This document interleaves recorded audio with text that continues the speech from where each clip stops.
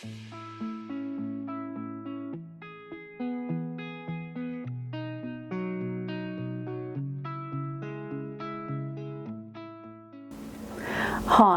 I'm Jodi Dingwall, family lawyer, Townsville. I advise and represent people who are going through a separation. Today, I'm talking about pre-action procedures in the Federal Circuit and Family Court of Australia. Often people who have separated can reach an agreement about financial, property and parenting matters. Sometimes, however, it's necessary to apply to the court to make orders about these issues. If you're considering applying to the Federal Circuit and Family Court of Australia for financial or parenting orders, the court rules set out certain steps you must take before filing your court application. These steps are referred to as the pre-action procedures. The court rules are designed to engage the parties so that they can genuinely try to resolve their dispute before filing an application in court. So what do the rules say? Well, unless an exemption to the rule applies to you, the court rules require all prospective parties to give a copy of the court's pre-action procedures brochure and the pre-action procedures to the other party to the proceeding, invite the other party to participate in dispute resolution services, providing of course it's safe to do so, and if dispute resolution is agreed, participate in dispute resolution services. If dispute resolution is unsuccessful or no dispute resolution is available, or a person refuses to or fails to participate in dispute resolution, write to the other party setting out the issues in dispute, the orders to be sought if a case is started, a genuine offer to resolve the dispute, and nominate a time of no less than 14 days for which the other party must reply. And all parties must comply as far as practicable with their duty of disclosure by exchanging relevant documents. There are actually serious consequences if you do not follow the pre-action procedures. Unless an exemption applies to you, if you don't follow the pre-action procedures, the court may order you to pay all or part of the costs of the other party or parties in the case, or the court will take compliance or non-compliance into account when making orders about how your case will progress through the court.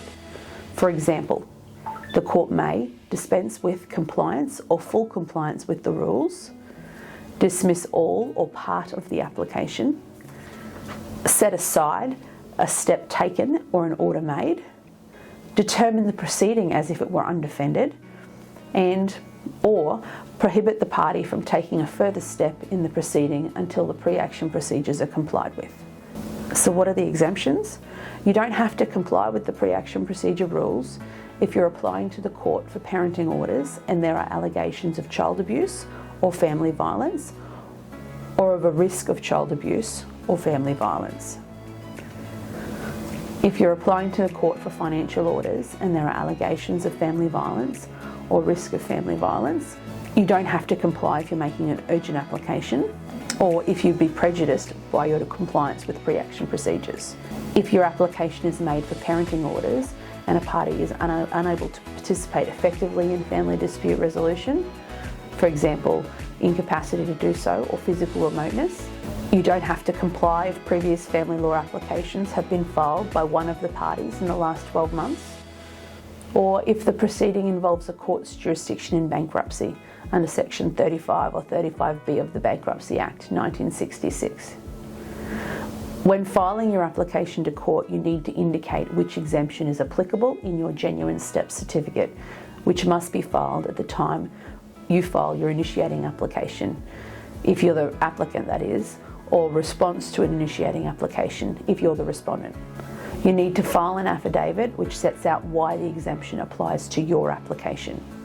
Realistically, the pre-action procedure rules can work very well in bringing issues to a head and help both parties reach a good and reasonable agreement. They can also save people thousands of dollars in legal fees. Commencing a court action and attending court for the hearing is expensive, stressful, and time-consuming for people. If you obtain a good outcome and avoid going to court, you should. Sometimes though, particularly when one of the parties is being unreasonable, it can be frustrating for clients to comply with these procedures. Sometimes they feel that compliance with these rules adds additional legal costs and stress. Unfortunately, there is nothing your lawyer can do about this. The court rules must be complied with. I hope this explains the process for you. This video is also available on the OSheaDyer website. Have a look in our online family law library in the resources section of our family law pages or on my profile page. Everyone's situation is unique. We always recommend that people see an experienced family lawyer so you can discuss your situation and obtain customised advice about how the law specifically applies to you.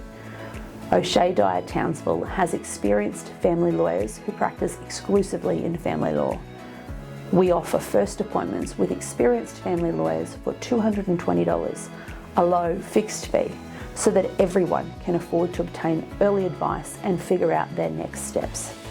So please call us on 47-725-155 to make an appointment. We would love to help you.